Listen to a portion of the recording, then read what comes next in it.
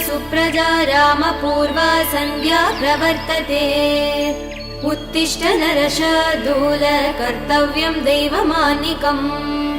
कौसल्या सुप्रजा रामपूर्वा सन्ध्या प्रवर्तते। उत्तिष्ठ नरशार्दूल कर्तव्यं दैवमान्निकम्। उत्तिष्ठोत्तिष्ठ गोविन्द उत्तिष्ठ गरुडध्वज। उत्तिष्ठ कमलाकान्त त्रैलोक्यं मङ्गलं कुरु। उत्तिष्ठोत्तिष्ठ गोविन्द उत्तिष्ठ गरुडध्वज। उत्तिष्ठ कमलाकान्त त्रैलोक्यं मङ्गलं कुरु। मातः समस्त जगदां मधुकैटभारे। वक्षो विहारिणि मनोहर दिव्यमूर्ते। श्रीस्वामि निःश्रित जनप्रिय दानशीले।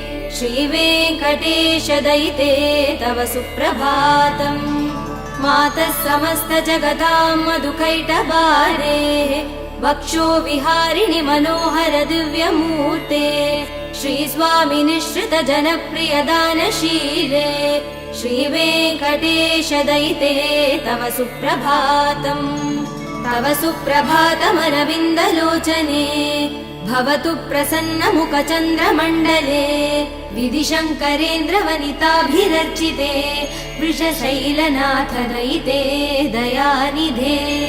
अर्त्यादि सप्तऋषयः समुपास्य सन्ध्याम्। आकाश सिन्धु कमलानि मनोहराणि। आदाय पादयुगमर्चयितुं प्रपन्नाः। शेषाद्रिशेखर विभो तव सुप्रभातम्। पञ्चाननाब्ज भव षण्मुख वासवाद्याः। त्रैविक्रमादिचरितं विबुधास्तुवन्ति। भाषापति पठति वासर सुद्धिमारात्। शेषाद्रिशेखर विभो तव सुप्रभातम्। ईषत् प्रफुल्ल सरसीरुह नारिकेल भूगद्रुमादि सुमनोहर पालिकानाम्। आवादि मन्दमनिलः सह दिव्यगन्धैः। शेषाद्रिशेखर विभो तव सुप्रभातम्। उन्मील्य नेत्रयुगमुत्तम पञ्चरस्ताः। पात्रावशिष्ट कदलीफलपायसानि। भुक्त्वा सलीलमत केळि सुखा पठन्ति। शेषाद्रिशेखर विभो तव सुप्रभातम्। तन्त्री प्रकर्ष मधुरस्वनया विपञ्च्या। गायत्यनन्त चरितं तव नारदोऽपि। भाषा समक्रम सकृत्करचार रम्यम्। शेषाद्रिशेखर विभो तव सुप्रभातम्। भृङ्गावली च मकरन्दरसानुवित्त जङ्गार गीत निनतैः सह सेवनाय। निर्यात्युपान्त सरसी कमलोदरेभ्य। शेषाद्रिशेखर विभो तव सुप्रभातम्। योषा गणेन वरदग्नि विमध्यमाने। घोषालयेषु दधिमन्तन तीव्र घोषाः। रोषात् कलिं विदधते ककुपश्च कुम्भाः। शेषाद्रिशेखर विभो तव सुप्रभातम्। पद्मे च मित्र च तपत्र गतालिवर्गाः। हर्तुं श्रियं कुवलयस्य निजाङ्गलक्ष्म्या। भेरी निनादमिव बिभ्रति तीव्रनादम्। शेषाद्रिशेखर विभो तव सुप्रभातम्। श्रीमन्नभीष्ट वरदाखिल लोकबन्धो। श्री श्रीनिवास जगदेक दयैक सिन्धो। श्रीदेवता गृहभुजान्तर दिव्यमूर्ते। श्रीवेङ्कटाचलपते तव सुप्रभातम्। श्रीमन्नभीष्ट वरदाखिल लोकबन्धो। श्री श्रीनिवास जगदेक दयैक सिन्धो। श्रीदेवता गृहभुजान्तर दिव्यमूर्ते। श्रीवेङ्कटाचलपते तव सुप्रभातम्। श्रीस्वामि पुष्करिणिकाप्लव निर्मलाङ्गाः। श्रेयोर्तिनो हर विरिञ्चि सनन्दनाद्याः। द्वारे वसन्ति वरवेद्रहतोत्तमाङ्गाः। श्रीवेङ्कटाचलपते तव सुप्रभातम्। श्रीशेषशैल गरुडाचल वेङ्कटाद्रि नारायणाद्रि वृषभाद्रि वृषाद्रिमुख्याम्। आज्ञां त्वदीय वसतेरनि संवदन्ति। श्रीवेङ्कटाचलपते तव सुप्रभातम्। सेवा परा शिव सुरेश कृशानुधर्म रक्षोऽम्बुनाथ पवमान धनाधिनाथाः बद्धाञ्जलि प्रविलसन्निजशीष देशाः श्रीवेङ्कटाचलपते तव सुप्रभातम् धाटीषु देविह गराज मृगाधिराज नागाधिराज गजराज हयाधिराजाः स्वस्वाधिकार महिमादिकमर्तयन्ते श्रीवेङ्कटाचलपते तव सुप्रभातम् सूर्येन्दुभौम बुधवाक्पति काव्य सौरि स्वर्भानुकेतु दिविशत् परिषत् प्रधानाः त्वद्दासदास चरमावधिदासदासाः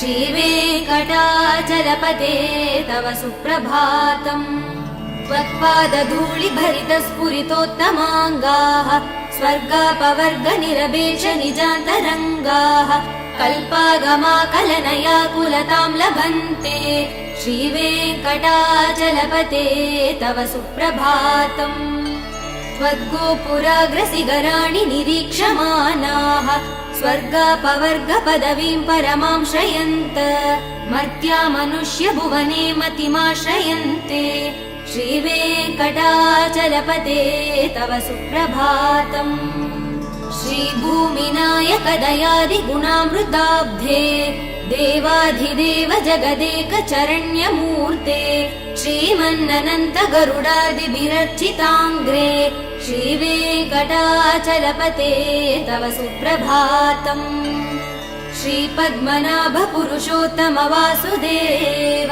वैकुण्ठमाधव जनार्दन चक्रपाणे श्रीवत्स सिंह चरणागत पारिजात श्रीवेङ्कटाचलपते तव सुप्रभातम् कन्दर्पदर्पहर सुन्दर दिव्यमूर्ते कान्ताकुचाम्बुरुह कुट्मललोल दृष्टे कल्याण निर्मल गुणाकर दिव्यकीर्ते श्रीवेङ्कटाचलपते तव सुप्रभातम् मीनाकृते कमटकोल नृसिंहवर्णिन् स्वामिन् परस्वत तपोधन रामचन्द्र तेषां स राम यदुनन्दन कल्किरूप श्रीवेङ्कटाचलपते तव सुप्रभातम् एलालवङ्ग घनसार सुगन्धितीर्थम् दिव्यं वियत्सरिदि हेम घटेषु पूर्णम् धृत्वाद्य वैदिकसिकामणयः प्रहृष्टाः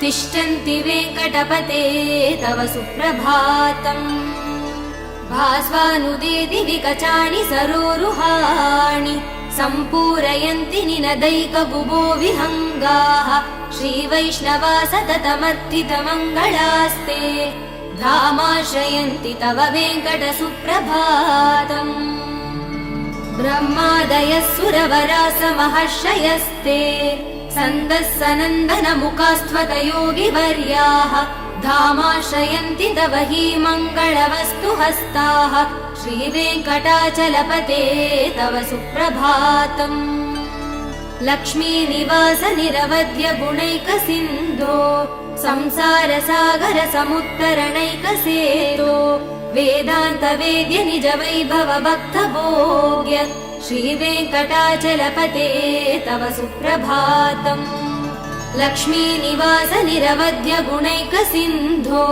संसार सागर समुत्तरणैक सेतो वेदान्त वेद्य निज वैभव भक्त भोग्य श्रीवेङ्कटाचलपते तव सुप्रभातम् इत्थं वृषाचलपतेरिह सुप्रभातम् ये मानवा प्रतिदिनं पठितुं प्रवृत्ताः तेषां प्रभात समये स्मृतिरङ्गभाजा प्रज्ञा परार्थ सुलभां परमां प्रसूते इत्थं वृषाचलपतेरिह सुप्रभातम् ये मानवा प्रतिदिनं पठितुं प्रवृत्ताः तेषां प्रभात समये स्मृतिरङ्गभाजा प्रज्ञा परार्थ सुलभां परमां प्रसूते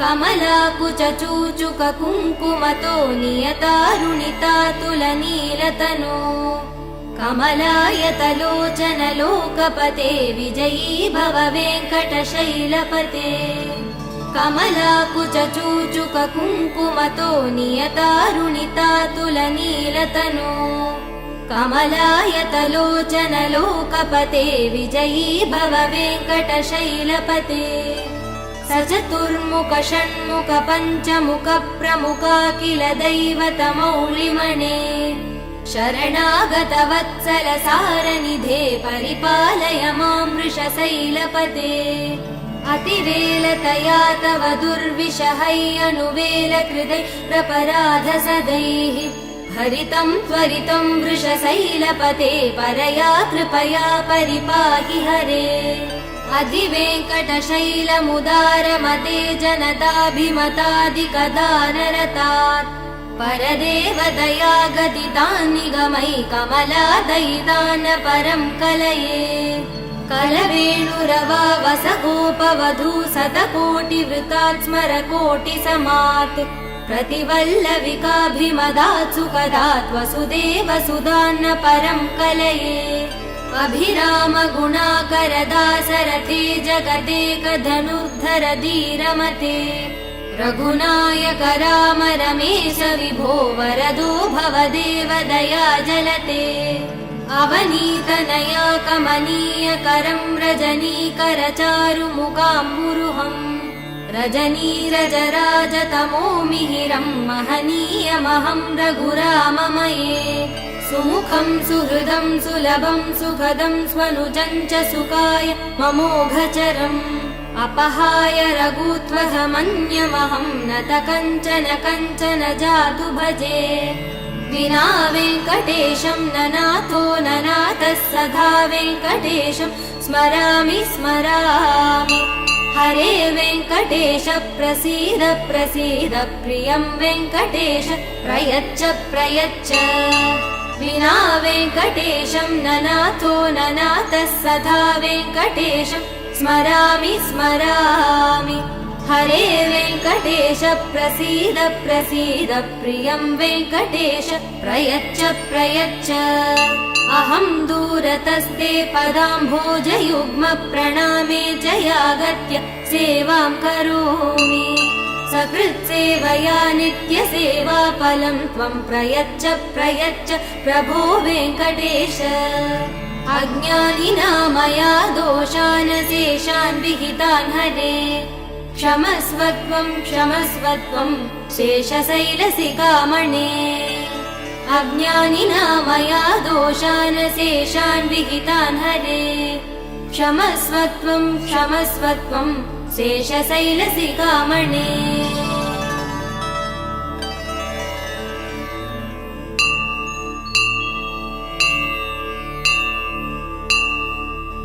ईशानां जगदोऽस्य वेङ्कटपते विष्णो परां प्रेयसी तद्वक्षस्थलनित्यवासरसिकां तक्षान्ति संवर्धिनीं पद्मालङ्कृतपाणिपल्लवयुगां पद्मासनस्तां श्रियम् वात्सल्यादिगुणोज्ज्वलां भगवतीं वन्दे जगन्मातरम् ईशानां जगदोऽस्य वेङ्कटपते विष्णो परां प्रेयसी तद्वक्षस्थलनित्यवासरसिकां तक्षान्ति संवर्धिनीं पद्मालङ्कृतपाणिपल्लवयुगां पद्मासनस्तां श्रियम् वात्सल्यादिगुणोज्ज्वलां भगवतीं वन्दे जगन्मातरम् श्रीमन्कृपाजलनिधे श्रुत सर्वलोक सर्वज्ञ शक्तनत वत्सल सर्वशेषिन् स्वामिन् सुशील सुलभाश्रित पारिजात श्रीवेङ्कटेश चरणौ शरणौ प्रपद्ये श्रीमन्कृपाजलनिधे श्रुत सर्वलोक सर्वज्ञ शक्तनत वत्सल सर्वशेषिन् स्वामिन् सुशील सुलभाश्रित पारिजात श्रीवेङ्कटेश चरणौ शरणौ प्रपद्ये आनूपुरार्पित सुजात सुगन्धि पुष्प सौरभ्य सौरभकरौ समसन्निवेशौ सौम्यौ सदानुभवनेऽपि नवानुभाव्यौ श्रीवेङ्कटेश चरणौ शरणौ प्रपद्ये सद्यो विकासि समुदिद्वर सान्द्र राग सौरभ्य निर्भर सरोरुह साम्यवार्ताम् सम्यक्षु साहसवदेश विलेखयन्तौ श्रीवेङ्कटेश चरणौ शरणौ प्रपद्ये रेखामयध्वज सुधाकलशातपत्र वज्राङ्कुशाम्बुरुह कल्पः शङ्खचक्रैः भव्यैरलङ्कृतदलौ परतत्त्वचिह्नैः श्रीवेङ्कटेश चरणौ शरणौ प्रपद्ये ताम्रोधरद्युतिपराजित पद्मरागौ बाह्यैर्महोभिरविभूतमहेन्द्रनीलौ उद्यन्नकांशुभिरुदस्त शशाङ्कभासौ श्रीवेङ्कटेश चरणौ शरणौ प्रपद्ये सप्रेम भीति कमलाकर पल्लवाभ्याम् संवाहनेऽपि शबदिक्लममादधानौ कान्ताववाङ्मनस गोचर सौकुमार्यौ श्रीवेङ्कटेश चरणौ शरणौ प्रपद्ये लक्ष्मी महीतदनुरूप निजानुभावनीलादिदिव्य महिषीकर पल्लवानाम् आरुण्य सङ्क्रमणदक्किल सान्द्ररागौ श्रीवेङ्कटेश चरणौ शरणौ प्रपद्ये नित्यानमद्विधि शिवादि किरीट कोटि प्रत्युक्त दीप्त नवरत्न महप्ररोहैः नीराजनाभिरिमुदारमुपादधानौ श्रीवेङ्कटेश चरणौ शरणौ प्रपद्ये विष्णोपदे परम इत्युदित प्रशंसौ यौ मध्व उत्स इति भोग्यतयाप्युपातौ भूयस्तथेति तव पाणितल प्रदिष्टौ श्रीवेङ्कटेश चरणौ शरणौ प्रपद्ये पार्थाय तत्सदृश सारथिना त्वयैव यौ दर्शितौ स्वचरणौ शरणं व्रजेति भूयोऽपि मह्यमिहतौ करदर्शितौ ते श्रीवेङ्कटेश चरणौ शरणौ प्रपद्ये मन्मूर्ध्निकालियपणे विकटाटवीषु श्रीवेङ्कटाद्रिशिखरे शिरसि श्रुतीनाम् चित्तेऽप्यनन्य मनसां सममाहितौ ते श्रीवेङ्कटेश चरणौ शरणौ प्रपद्ये अम्लान हृष्य धवनीतलकीर्ण पुष्पौ श्रीवेङ्कटाद्रिशिखराभरणायमानौ आनन्दिता किल मनोनयनौ तवैतौ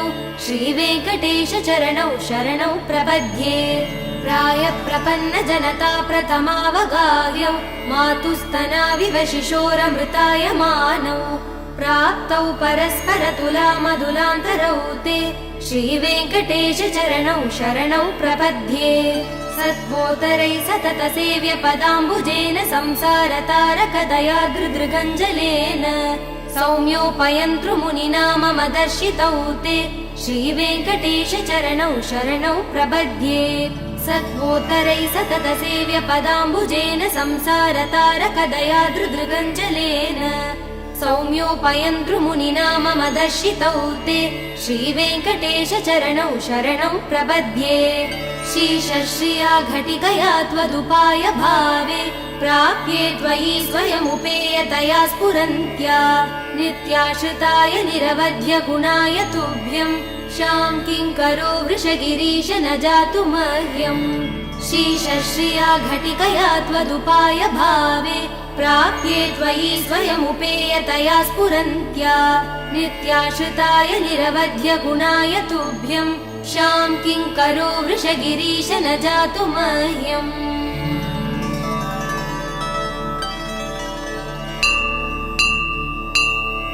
श्रियः कान्ताय कल्याणनिधये निधयेऽर्तिनाम् श्रीवेङ्कटनिवासाय श्रीनिवासाय मङ्गलम् श्रियः कान्ताय कल्याणनिधये निधयेऽर्तिनाम् श्रीवेङ्कटनिवासाय श्रीनिवासाय मङ्गलम् लक्ष्मी सविभ्रमालोकः सुभ्रू विभ्रम चक्षुषे चक्षुषे सर्वलोकानां वेङ्कटेशाय मङ्गलम् श्रीवेङ्कटाद्रिशृङ्गाग्रमङ्गलाभरणाङ्ग्रये मङ्गलानां निवासाय श्रीनिवासाय मङ्गलम् सर्वावयव सौन्दर्य सम्पदा सर्वचेतसां सदा सम्मोहनायास्तु वेङ्कटेशाय मङ्गलम् नित्याय निरवध्याय सत्यानन्द चिदात्मने